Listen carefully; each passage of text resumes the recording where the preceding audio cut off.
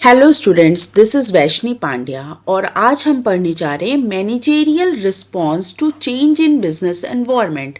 तो जब business environment हमारा चेंज हो रहा था because of new economic policy, तो मैनेजेरियल रिस्पॉन्स कैसा था, लोगों के क्या चेंजेस आ रहे थे। ओके, तो ये देखना है हमें। डाइवर्सिफिकेशन फर्स्ट हमारा पॉइंट है, डाइवर्सिफिकेशन। देखिए डाइवर्सिफिकेशन में क्या है, some successful Indian companies have diversified by introducing new range of products in the market. They have entered into a new segment of market with different range of products and services in which they have no prior experience। तो जो हमारी Indian market के लोग थे, उन लोगों ने कुछ और नए सेगमेंट्स में एंटर करना शुरू कर दिया, कुछ और नए प्रोडक्ट्स को इंट्रोड्यूस किया मार्केट में, जिसका उनको पहले कभी कोई एक्सपीरियंस नहीं था।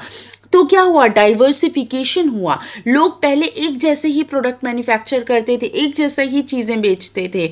उसके बाद जब न्यू इकोनॉमिक पॉलिसी आई, तो उसके बाद लोगों के माइंड सेट चेंज हुआ। जो पीपल थे, जो लोग प्रोड्यूसर्स थे, उन्होंने अपने प्रोडक्ट्स को डाइवर्सिफाई किया, नए नए प्रोडक्ट्स मार्केट में लाए और सिगमेंट्स जो है नए उन्होंने इंट्रोड्यूस किए मार्केट में। ओके, तो फर्स्ट आपका है डाइवर्सिफिकेशन। नेक्स्ट है आपका ज्वाइंट वेंचर कोलैबोरेशन। देखिए ज्वाइंट वेंचर कोलैबोरेशन में क्या है कि जो दो कंपनीज थी, अलग अलग काम करती थी, उन्होंने आपस में आके भी अपने आप को देखा कि हम सरवाइव कर ले रहे हैं। Okay, to give an international standards to the existing product, अपने प्रोडक्ट को जो है इंटरनेशनल स्टैंडर्ड देने के लिए, and for the retention of existing customers, और उनके कस्टमर्स भी उनके बने रहें और उनको एक इंटरनेशनल स्टैंडर्ड में मिल जाए। तो many Indian companies entered into joint ventures with MNCs. तो कई इंडियन कंपनीज जो थी जॉइंट वेंचर्स में, उन्होंने एमएनसीज के साथ जॉइंट वेंचर्स कर दिया।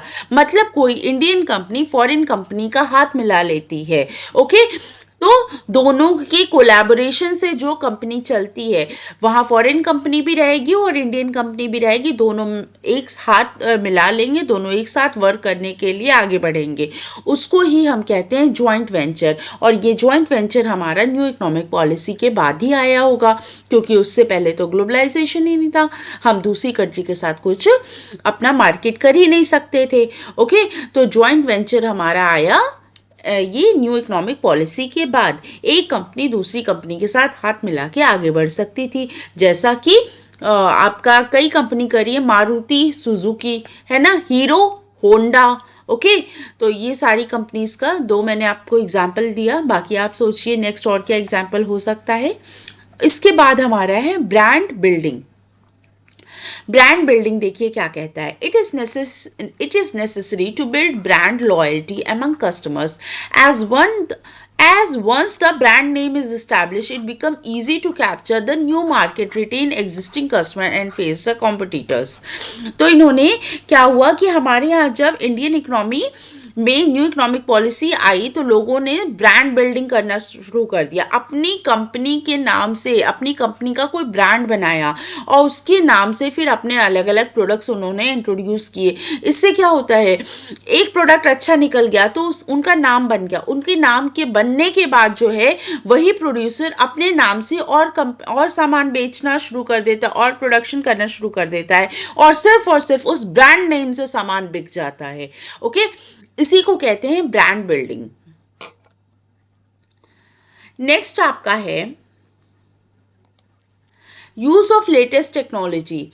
पहले आप जैसा भी घिसा पिटा सामान बना दीजिए, इंडियन मार्केट में है और कोई कंपटीशन वाला नहीं है, तो आपको आपका सामान बिक जाएगा। अब ढेर सारे लोग, हमने पहले ही पढ़ा कि कंपटीशन में आ गए हैं, तो अब लेटेस्ट टेक्नोलॉजी भी हमारे यहाँ आ गई है। अब लोग ज़्यादा नॉलेजेबल हो गए हैं, इसलिए भी हमें लेटेस्ट टेक्नोलॉजी का यूज़ करना पड़ेगा। नहीं करेंगे तो चांस दूसरा हमारा कॉम्पिटिटर लेके चला जाएगा। ओके, तो यूज़ ऑफ लेटेस्ट टेक्नोलॉजी में हम पढ़ते हैं, most of the manufacturers are trying to update the latest world class technology to increase production, thereby reducing the cost of production, इससे क्या होता है, कॉस्ट ऑफ प्रोडक्शन भी रिड्यूस होता है ना आपका। आप लेटेस्ट टेक्नोलॉजी को यूज़ करोगे, इस्तेमाल करोगे प्रोडक्शन के लिए, तो आपका रिडक्शन होता है कॉस्ट में भी। फिर modernisation of plant and machinery has become an important aspect of planning as well, और आपके मॉडर्नाइजेशन भी होना चाहिए आपकी प्लांट एंड मशीनरी को। इससे जो आपके एम्प्लॉयज़ हैं उनको वर्क करने में भी ईजी होगा। आप भी नए प्रोडक्ट्स इंट्रोड्यूस करेंगे मार्केट में। पहली वाली बात भी सही है कि आप कॉम्पिटिटर्स के, आपका चांस कॉम्पिटिटर ले जाए उससे पहले आप भी अपनी टेक्नोलॉजी को अपग्रेड करके मार्केट में सर्वाइव कर पाएंगे। Okay, better compensation package, next आपका है better compensation package. With the entry of MNCs in India, the salary package are improving. Persons at managerial and technical jobs are offered higher packages to attract better employees. तो आपको जो है काफ़ी अच्छा Indian market में जब से MNCs वगैरह आई हैं तब से लोगों की, एम्प्लॉयज़ की सैलरी पैकेज में भी काफ़ी इम्प्रूवमेंट हुआ है, उनकी सैलरी में भी काफ़ी हाइक मिली है उनको। ओके, जो मैनेजेरियल एंड टेक्निकल लेवल के भी जॉब्स थे उनको भी हायर पैकेज पे जो है इंट्रोड्यूस किया गया, उनको भी मिला है। ओके, तो ये बात भी हो गई कि कंपेंसेशन एंड पैकेजेस काफ़ी बेटर हो गया है एज़ कम्पेयर टू हमारे पहले जो इंसेंटिव्स मिलते थे उनसे। ओके, नेक्स्ट आपका है customer focus. The market shifted from being producer oriented to customer oriented.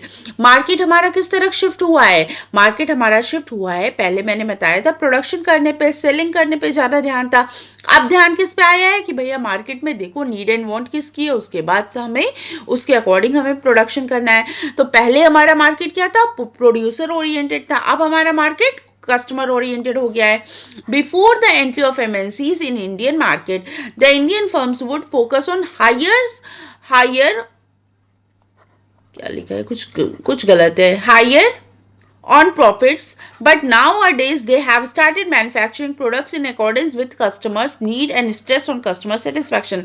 तो पहले वो हमारे प्रोड्यूसर ओरिएंटेड था, तो पहले के लोग जो बिजनेसमैन थे वो सिर्फ और सिर्फ अपनी प्रॉफिट पे ध्यान देते थे, लेकिन आज के लोग जो मैन्युफैक्चर करते हैं वो कस्टमर कितना सेटिस्फाई है, वो कितना खुश है उसके ऊपर ध्यान देते हैं।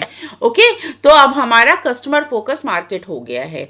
ओके, नेक्स्ट सेशन में हम डीमोनेटाइजेशन पढ़ेंगे। आज के सेशन के लिए इतना ही, तब तक के लिए थैंक यू, बाय बाय।